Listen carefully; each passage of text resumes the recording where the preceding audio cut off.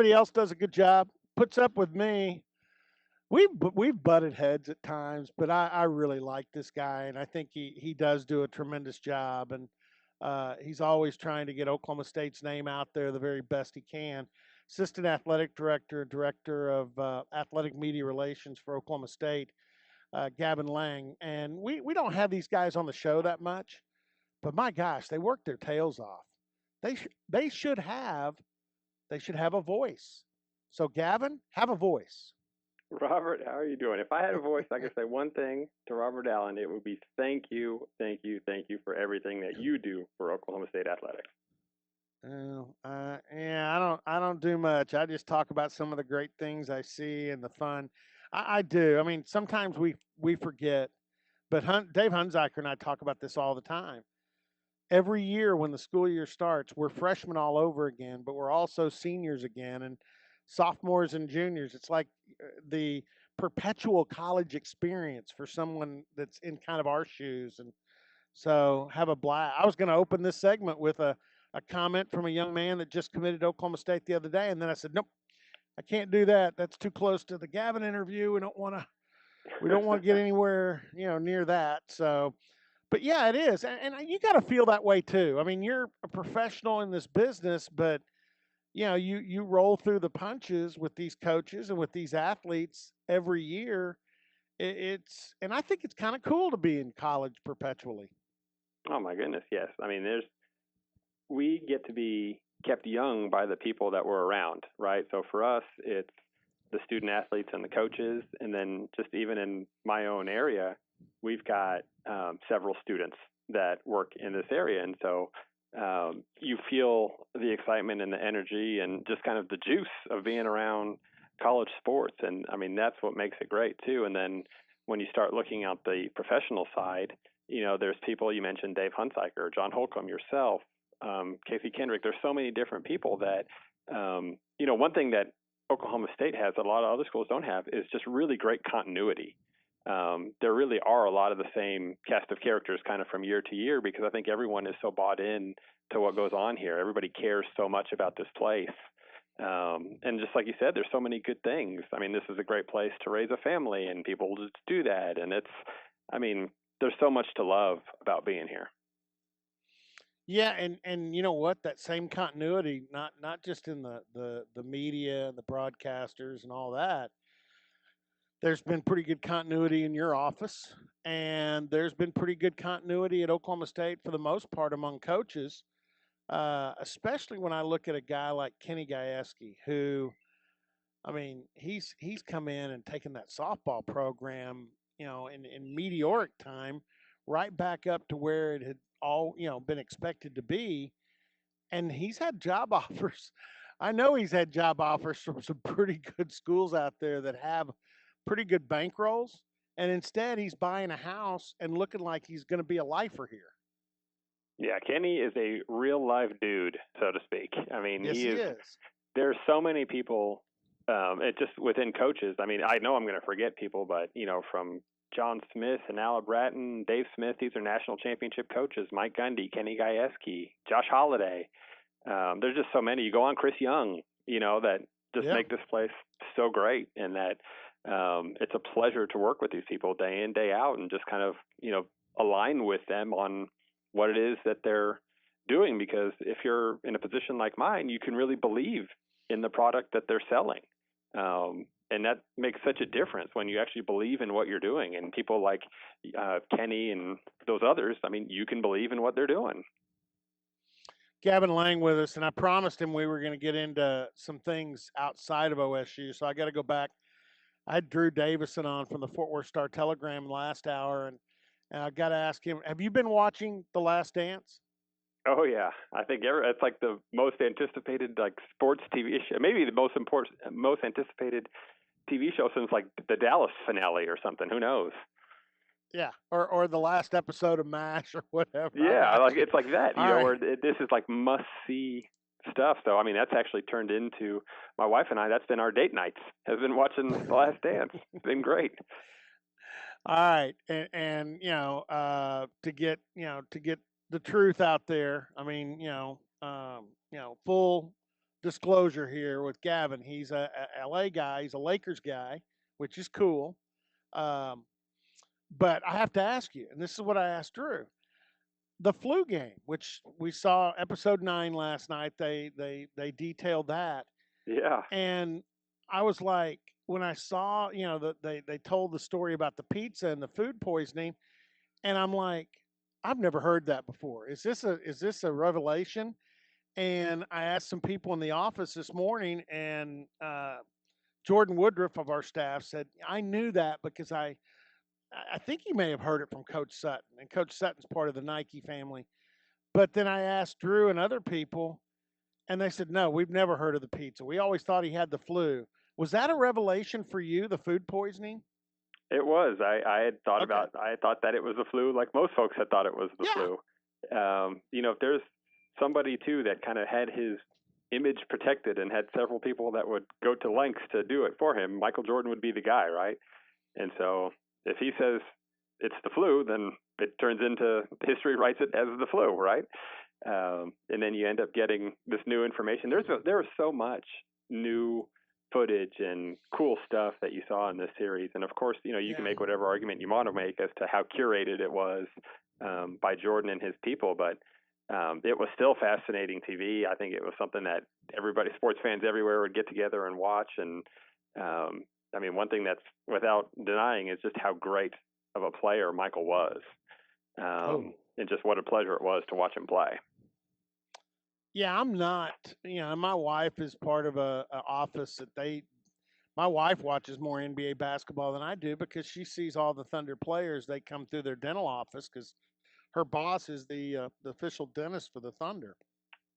Okay. But back then, I'm not much of an NBA guy now, but back then I was, and I think watching all these old, the Pistons. I didn't like the Pistons, but I liked watching them because you liked watching them because you hated them. I mean, they were the bullies. They were like the Broad Street bullies in hockey with the Philadelphia um, Flyers. I mean, they were characters, and now I don't get that feel from the NBA. In fact, we may have lost maybe one of the last great characters. And someday I think somebody will make a series on Colby. They won't have him to tell the stories post like Jordan was in this, but Kobe Bryant was that kind of guy, and it doesn't surprise me. In the Last Dance, we find out that you know Michael took Kobe under his wing, said, "Hey, if you ever need to call me," I mean, and Kobe looked up to Michael. So, yeah, the NBA back then I think was different than it is now, and I liked it then. Yeah, no, there's still some interesting peek-ins that you get, like the after interview sessions were done and the players would cross paths, and some of the interactions that they would have there, Yeah. you'd kind of see a little bit. That was kind of a peek behind the curtain, but who I thought really came off looking great in that series, especially yesterday, was Steve Kerr. Oh You yeah. know, I did not know about the story about Steve Kerr and his father. That may have already been, a public type of thing, but that was the It first that it I had heard about was. it. Yeah, it Um, was, and tragic, but yeah. yeah, Steve Kerr, he actually played high school at one of my rival high schools. And hearing his story about how he went to Arizona and no one really wanted him, and I remember him as being a pretty good player there at Arizona. And then going on, he had a long Yeah. NBA career, and then he's just so likable, and he seems so sharp, and to me, he came off as being one of the winners um, during the Last Dance. Yeah, I thought he was one of the winners. I thought his forebearer in the Bulls organization, John Paxson, Hmm. came off as a winner. And I tell you what, um, I mean, the fact he went left and did the wrestling thing, and he went on the vacation in the middle of the season to Vegas, and I mean, but Dennis Rodman, because Michael endorsed him. Michael said he's one of the smartest players I ever played with. I knew I could look at Dennis and the little thing with Kerr, where you see on the bench, Jordan look at the end of the game, looks over and says, "Hey, if Stockton comes over and doubles me, and you got these things that you didn't get back when they happened, like you said, even the behind the scenes stuff, because you realize that they may have been tearing at each other on the floor. But Michael liked Larry Bird. He liked Magic Johnson. They got along. There was kind of a fraternity among the great players that they were all in together. Yeah, no doubt. That's good stuff. And that's one of the things, you talked about at the very beginning, about how sports and, some of the things that you kind of tie together here, and like the sports, and just you enjoy. Why do you love being in a place like Oklahoma State? It's people, you get people that are like that as well. And like those kind of moments and those types of things that you see that, are kind of commonplace, because in the end, these are people coming together like they're teammates, and people across sports that enjoy just seeing each other in the hallways and seeing those types of interactions, or people who they played high school ball with that are now on a different team in the Big 12, and they'll go and seek each other out on the field. And it's like those are the types of things that you're just like, this is just one of the great things about sports, and one of the great things about being here, to see it all. Gavin Lang, Assistant Athletic Director and Director of Athletic Media Relations for Oklahoma State, with us. Great time to transition. You kind of sent us that way. Um, a couple of things. One, the golf yesterday, Oklahoma State. It's Mm-hmm. not like Oklahoma State doesn't get great attention from the golfing world, but the Swinging Pete was on the blue bag of Matthew Wolf, and of course the tie dye orange shirt that Ricky was sporting in the TaylorMade Driving Relief charity event. Your thoughts on that? I'm sure you caught some, if not all of that. Oh yeah, Swinging Pete was on Ricky's bag too. It was. It was. And it has, as it has been throughout his career. And so, like, it's what a great day for Oklahoma State.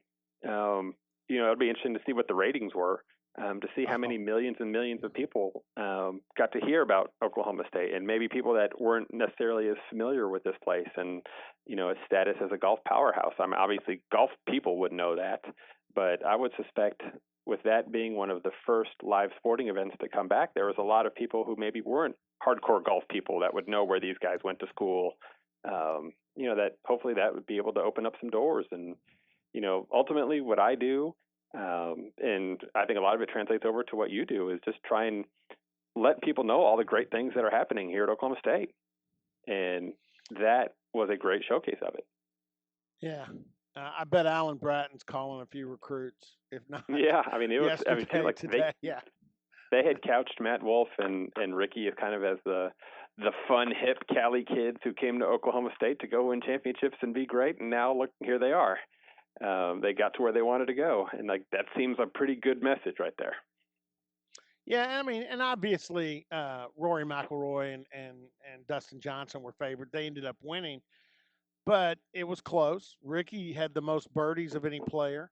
Matthew won both of the long drive holes. I mean, so the Cowboys, even being the underdogs against two former number ones, more than held their own. In fact, I don't know what the final measure was on that closest to the pin, but just watching the shot that NBC and Golf Channel had, it didn't look like Matthew's tee shot was all that much further than Rory McIlroy. It looked pretty close to me. Yeah, they even when it landed, when Rory's hit, rather, the first response was they're going to have to measure this. Yeah. And how about, by the way, Matt Wolf hitting, what was it, 368 yards? Yeah. Like I play golf, but I don't play that sport. I don't play a sport where you hit it 368 yards. It's like it looks a lot different. No. So it's crazy to like what these guys are capable of, and Matt has such a unorthodox swing too. But I mean, he does what works for him, and clearly it works. And he probably wasn't on his best game possible yesterday, but just to know what that guy's capable of and what the future holds for him, just so exciting. I'm saving the biggest question for last, and you and your staff, Sean and everybody that works in athletic media relations. Sean probably most closely with you on the sport of football. This is a huge year, and we don't know when the games are going to kick off. I hear the Big 12 presidents are meeting today. They may even talk or vote on whether to extend the no team functions that's out Correct. there, ends on May 31st, or it's on to May 31st. But whenever the football season does start, we just recently had the award from Canada that Chuba picked up. You guys have got big chores, Chuba, Tylen. I throw Tevin Jenkins in there because of some of the analytics that show how good he is at the offensive tackle position. Kobe Harville Peel, ESPN has him as the number 3 safety coming back. You've got some linebackers that are big time in Malcolm and Amen Bamiga. A lot of guys on this team that make it good. Also, a lot of guys worth promoting for postseason honors and maybe some of the trophies that get given out on an individual basis. I'm sure you guys are game planning. This is the most really good players to promote that Oklahoma State's probably had in a while, Gavin. Yeah, no doubt. Really, truth be told, like from top to bottom in your starting lineup, you'd probably have to go back to maybe the '08 group, maybe, of most potential NFL guys on one roster. Yeah. That '08 group had all kinds of great players, and this is the same. I remember our '08 strategy, we called it 4 aces. And it was Pettigrew, Okung, Dez, and Zach Robinson. Those are the guys that we really dialed in on. And then Kendall Hunter ends up emerging and becoming a first-team All-America guy. It's just so important when you have teams like this. You definitely want to get on the biggest stage you could possibly get. And then winning those games and having those big performances and those big season-defining moments, that's so important.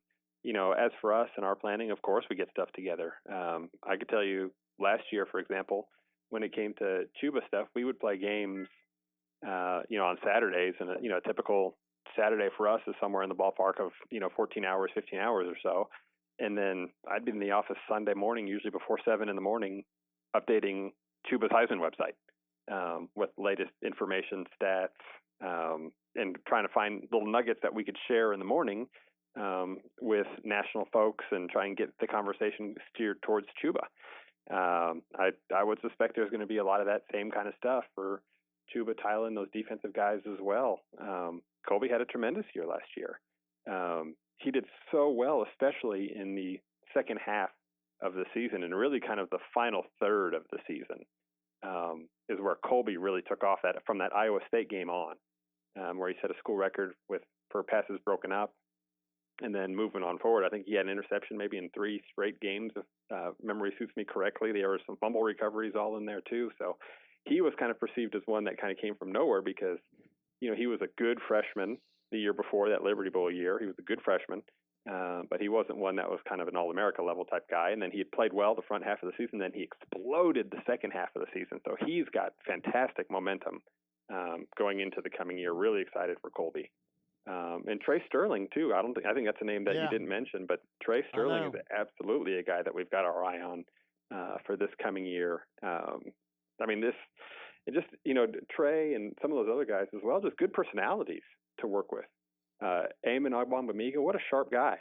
That is a intelligent person, the type of guy that you'd really love to have as a leader on your team. Colby Harville Peel with his instincts and his football savvy, kind of reminiscent of a Sean Lewis type of player, always in the right place at the right time. Who is another? Was Datewan Lowe kind of like that, you'd say? Yeah, Datewan, and then I was thinking of another linebacker that we had that was a lot like that. James Thomas. He was a right place, right time kind of guy. He was a right lot of times place, it was not by guy. design. He would just go and do stuff. Yeah.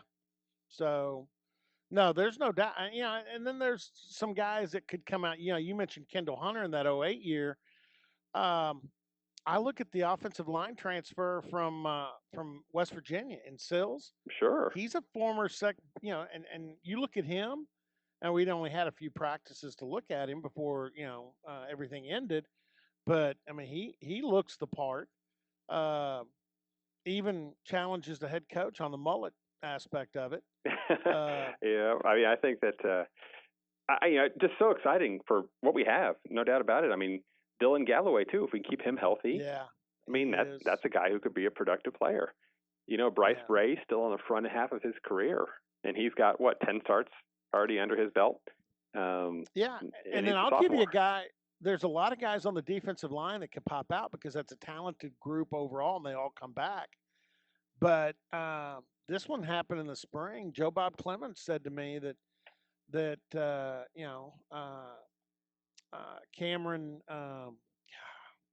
what am I? I'm Murray. blanking out. Cameron Murray. Murray Hmm. has done so good and progressed so much. Pro scouts are talking to Joe Bob about Cameron Murray, and he's over 300 pounds, and so there's a guy that, I don't know how many stars the recruiting people had for him, but there's a guy that you thought, well, if he could just be a backup and help before he leaves, and he's a guy that started we did start every game last year. So yeah, there's a lot of good stories on this football team. Put it this way: at this same time last year, what were we talking about as it related to the defensive line? Was how are they going to overcome all these losses? Jordan Brailford and that whole Absolutely. crew, right? Yeah. And so that group, so the 2019 group, which returns basically completely intact, they end up having 30 quarterback hurries, 12 passes broken up at the line of scrimmage, and Yep. both of those were the highest recorded marks for an OSU defensive line since Joe Bob got here in 2013. So not only did they hold their own, but they actually outperformed in terms of batting balls down at the line of scrimmage and in terms of rushing the passer. They outperformed their predecessors. And then, Joe Bob's such a good coach. I mean, let's just call it what it is. Yeah. And he's attracted good players here, and he's done a good job developing them. He's been here, this is his 8th year. So he's been here, he's coached 7 years. And in 6 of those 7 years, we've had a first-team All Big 12 defensive lineman. Going into the Gundy era, and really going into the time before Joe Bob got here, you'd say one of the consistent things that you'd hear around OSU was, boy, if we could get good in the trenches. It seemed like we can get skill guys, but it was hard to get guys in the trenches, right? Right. It's happening now. Yeah. Oh, this group by far starts looking like an SEC, and I mean that very complimentary, an SEC defensive line group.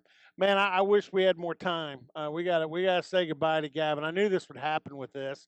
That's why we should have media relations people on these shows more. But they're too busy working. We can't get them on because they're working. Hey, best to you and your wife, your kid. I know I see your kids and feel like I've watched them grow up, and again, I know your father-in-law really well. But again, appreciate the time, and hopefully we'll see you soon. Robert, thanks so much for having me on. And like I said earlier, if I leave you with one message, it would be thank you for everything you do for Oklahoma State athletics. Well, I appreciate it. I appreciate everything you do for us to help us cover Oklahoma State athletics. This is a mutual admiration society here, folks. Gavin, appreciate it. Take care. All right, my man.